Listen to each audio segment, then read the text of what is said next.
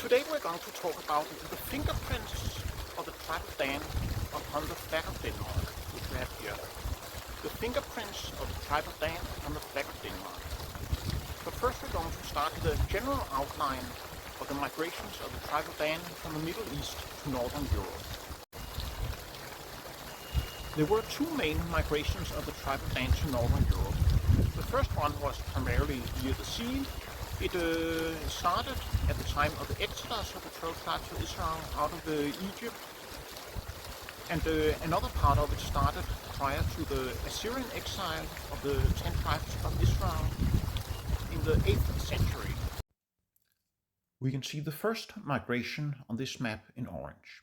It goes from Egypt and Israel and Phoenicia to Greece and some parts to the Black Sea, and from there across the Mediterranean to Spain, and from there to Ireland, and finally to Scotland. According to ancient Greek history, there came to Greece a tribe called the Dannan, or the Danai. And these Dannan, they were said to descend from a certain man called Danaus. And this Danaus, he was said to be the son of Belus, or also sometimes spelled Bela. And this name, it is quite similar to the name of the patriarch Dan's mother, whose name was Hillerød. So Bela, Belus, Hillerød, quite similar. And for example, Homer, who wrote the Iliad in the 8th century, which was about the Trojan War, which took place several centuries earlier, Homer, he simply refers to the Greeks that attacked Troy as Dannan or Argives. And also Euripides talks about the Dannan in the 5th century, and in the 1st century Strabo and Diodorus Siculus also talk about them. And Diodorus Siculus, he even says that Danaus, he had lived in Egypt and that he was an Israelite. But when Moses and the 12 tribes of Israel left Egypt in the Exodus, then instead Danaus and a certain Cadmon, they left Egypt and went to Greece. And this Cadmon, he is in Greek history referred to as a Phoenician. So here we have the first connection between Israelite Danites and the Phoenicians. Also some of these Dannans, they went to Sparta and the region of Lacedaemon, which was the region around Sparta. And for example, in the Trojan War, the Greek king who led the Greeks, it was King Agamemnon of Mycenae, and his brother Menelaus, the king of Sparta. And as we already said, Homer, he also referred to the Greeks that attacked Troy simply as Dannans. And in the apocryphal book of First Maccabees, which is written approximately 100 BC, we read that the king of Sparta writes to the Jews in Jerusalem and tells them that they, that is the Spartans, they are also of the seed of Abraham, just like the Jews, and that they are therefore kindred, they are relatives. And according to Josephus, who was a Roman Jew who wrote in the 1st century AD, Josephus records that the Jews in Jerusalem, they replied to the Spartans that there was no need for the Spartans to tell them that they were brethren and relatives, because the Jews already knew that. So they knew that the Spartans were of the stock of Abraham. And some of these Dannans or Argives, they also went to the Black Sea region. Most notable of them was Jason and the Argonauts, who settled in the country of Caucasus, which today is in the country of Georgia in the Caucasus mountains. And these Dannans of Greece and the Black Sea region, they later traveled via the sea, via the Mediterranean to Spain, where they stayed for a while, and then continued to Ireland. Because In some of the most ancient Irish chronicles, such as the Annals of Ireland by the Four Masters, which is a chronicle of the history of Ireland written in 1636, but is based on much older books. According to these annals of Ireland, they arrived in Ireland approximately year 1200. A people called the Tuatha the Dannan, which simply means the tribe of the Dannan.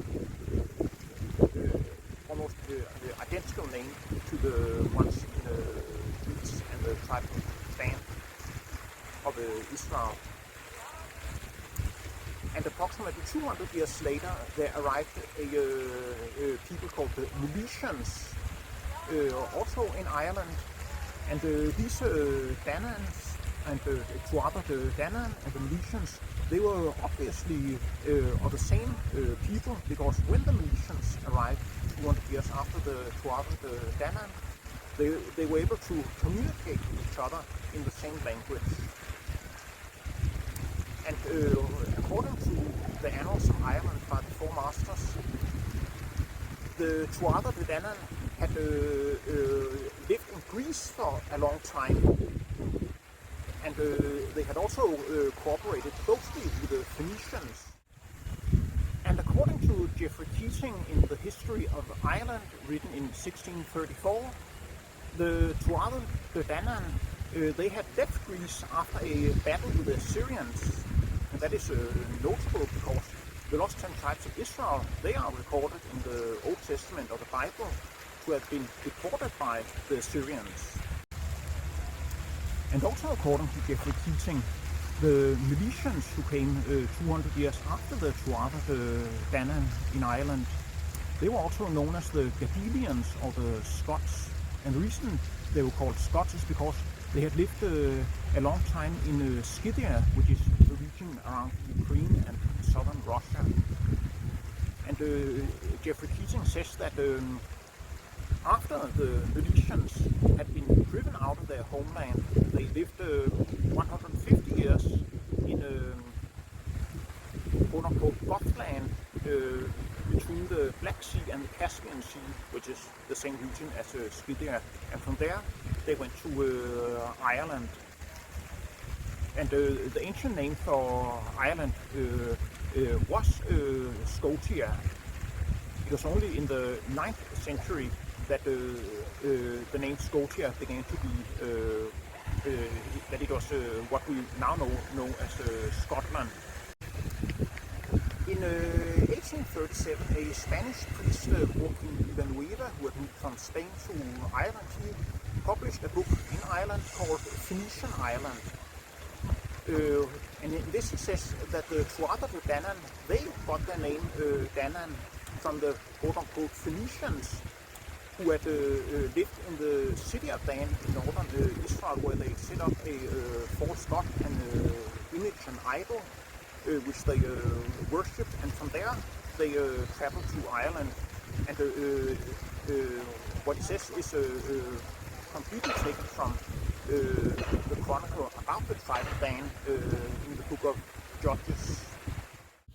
Many of the Tuatha the Dannan and the Milesians, they went from Ireland to Scotland, and in 1320 the Scots signed the Declaration of Arbroath, which basically was a Scottish declaration of independence, and they sent it to the Pope in Rome. And in this the Scots wrote that the ancestors of the Scots had lived in Scythia, and from there they had traveled via the Mediterranean to Spain, where they had lived for many years, and from there to Scotland, and that they arrived in Scotland 1,200 years after the children of Israel left Egypt. And now we come to the second of the great migrations of the tribe of Dan.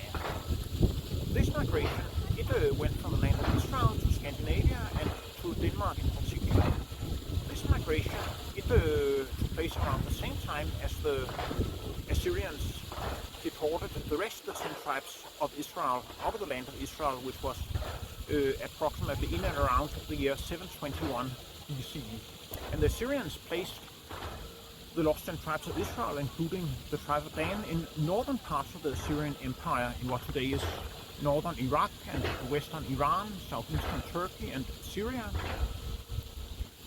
Now the interesting thing is that according to Snorre Sturlason, who was an Icelandic historian, he wrote two books, the Heimskringla in 1230, which means the circle of the earth or the orb of the earth. Sometimes it is also referred to as the Chronicles of Norway. And then 10 years earlier, around 1220, Snorri wrote or compiled the Younger Edda. And according to Snorre Sturlason, the ancestors of the Nordic people, the people of Scandinavia and Iceland and some of northern Germany, they had originated from southern Russia, and they had migrated to Scandinavia from southern Russia. They had a capital there referred to as Asgard, which probably was on the river Don in what today is southern Russia. And Snorri continues and writes that these forefathers of the Scandinavians, they were known as the Aser and Vaner tribes, which is very similar to the two names of two of the tribes of Israel, Asher and Dan. Aser and Vaner, Asher and Dan. And Snorri writes that the Aser and Vaner tribes, they were led from southern Russia to Scandinavia by a chieftain called Odin, who was their chieftain or king. And Snorri continues and writes that not only did they live in southern Russia, but Odin, he also had great estates south of the Caucasus Mountains. Now the thing is that south of the Caucasus Mountains, that's just next to where, according to the Old Testament, the Assyrians, they placed the lost 10 tribes of Israel, including the tribe of Dan and the tribe of Asher. We can see this second migration on the map in red. It goes from northern Israel to what used to be northern Assyria, over the Caucasus Mountains and into southern Russia and the river Don, and from there to Scandinavia and Denmark. Now, according to Snorri, these two tribes were called Aser and Vaner, which is strikingly similar to Asher and Dan, the two Israelite tribes. But in the Old Testament, the camp of Dan, so-called camp of Dan, which was led by the tribe of Dan, consisted of the tribes of Dan, Asher and Naftali. And very often Dan, Asher and Naftali, and sometimes the tribe of Gad, they would go together. So even though Snorri calls these two tribes Aser and Vaner, which sounds a lot like Asher and Dan, we must also assume that the tribe of Naftali were a part of them, and very possibly also the tribe of Gad, or at least a part of the tribe of Gad. Now Snorri, his books are full of geographical details which adds to the veracity of them, that it's not just made up. And also it's full of chronological details. For example, he writes that when the time when Odin led the Aser and Vaner tribes from southern Russia to Scandinavia, that was when the Roman general Pompey the Great, he made wars in the Black Sea region, and that obviously must refer to the Third Mithridatic War, which took place in the 70s, 60s BCE. So that must be when the Aser and Vaner tribes left southern Russia. What Snorri wrote about that the ancestors of the Scandinavians had come from southern Russia to Scandinavia led by Odin, it was confirmed by many of the greatest Scandinavian historians. For example, Olaf Rodbeck, the greatest Swedish historian of his time, who wrote his main work around the year 1700, and also Peter Frederiksborg, who was the greatest Danish historian of his time, and who wrote most of his works in the 1770s and 1780s. And Johannes Brøndsted, he was a very well-respected Danish historian in the 1960s. He was also the director of the National Museum of Denmark, and he also wrote Volume 1 of Politikens Danmarks Historie, published in 1963. Politiken is one of the biggest publishers in Denmark. They also publish one of the largest newspapers. And according to Johannes Brøndsted, the ancestors of the Danes, they arrived to Denmark in two waves, two migrations. And the first one took place shortly after the birth of Christ and reached most of what today is Denmark. The second one, it was sometime in the 200s, in the 3rd century, and this one reached most of the islands, but then it stopped. And also, according to Johannes Brøndsted, both these migrations, these people consisted of what is known as the Nordic type, and which the Danes also primarily belong to today. And he continues that before that, most of the people who lived in Denmark, they were of the Samic type, the type that also lives in northern Norway and Finland and Sweden today. Finally, we should mention Thor Heyerdahl. Thor Heyerdahl was a Norwegian adventurer and explorer and, well, something of a Norwegian Indiana Jones. He was active from the 1940s until he passed away in 2002.